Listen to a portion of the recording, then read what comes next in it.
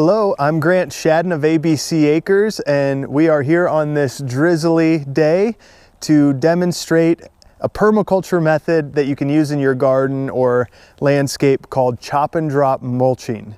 And so you want something like this. This is a serrated edge Japanese sickle, and we use that to chop the plants down right near ground level and then lay them out as mulch in place, or we can concentrate around a tree, shrub, or planting that we want to give an extra boost of nutrient or organic matter to. So that's the basic idea. I'm going to show you a demonstration here in a minute, but I know a lot of times people will maybe cut things down at the end of the season, and then they put them on the curb for municipal waste pickup, or they hopefully at least compost it or sometimes burn it.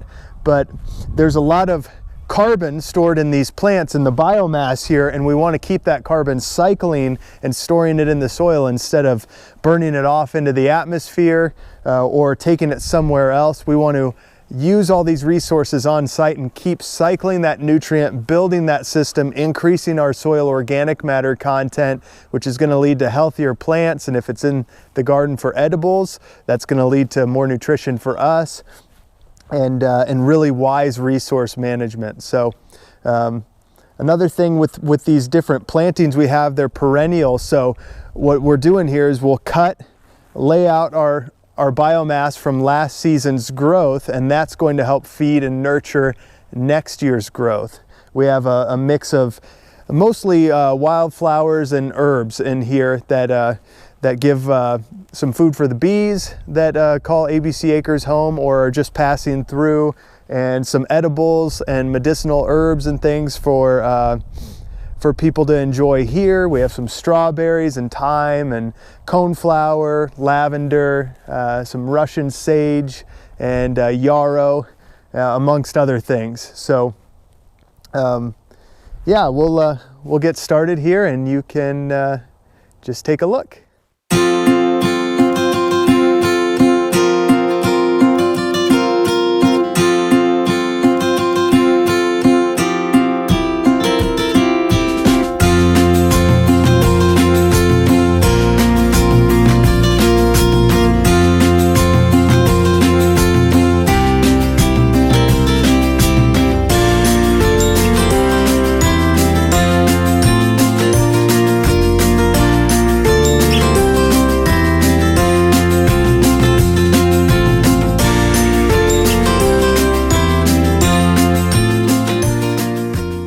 Okay, well, as you can see, that goes relatively quickly.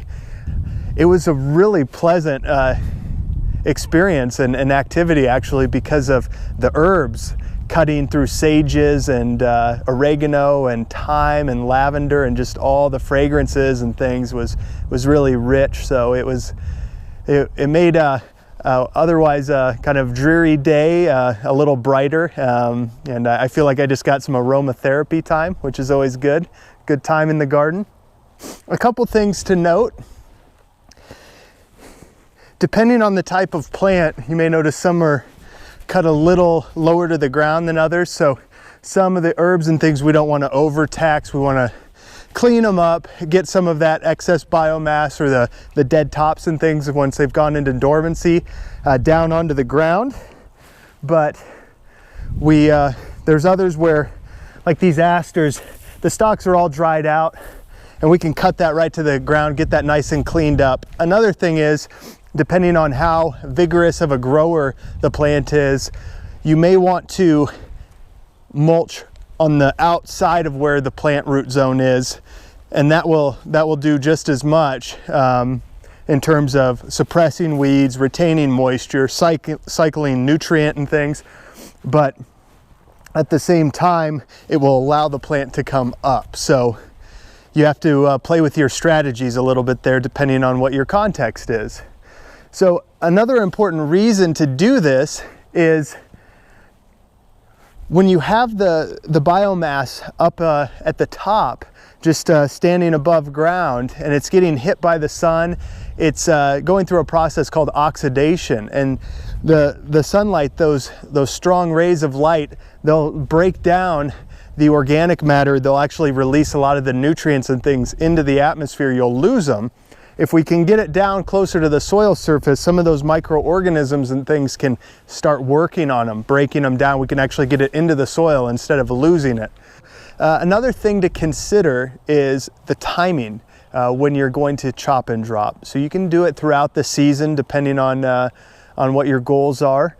The ideal time to do this is at the beginning of the season where evaporation is less than precipitation. So depending on your climate, you may always get a lot of good rainfall and things. Here in western Montana, we get about 12 inches of precipitation annually, and we have long, dry summer days.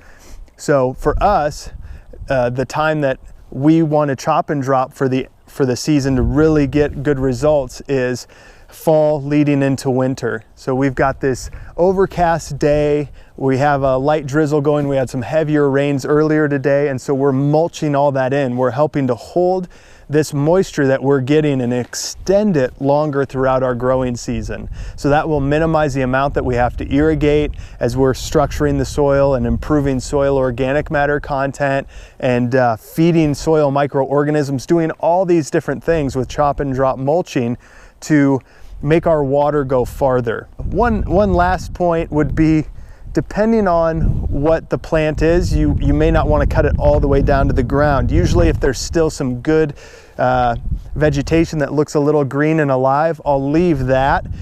It may still be photosynthesizing a bit and actually pumping some liquid carbon down into the root zone, feeding some soil life.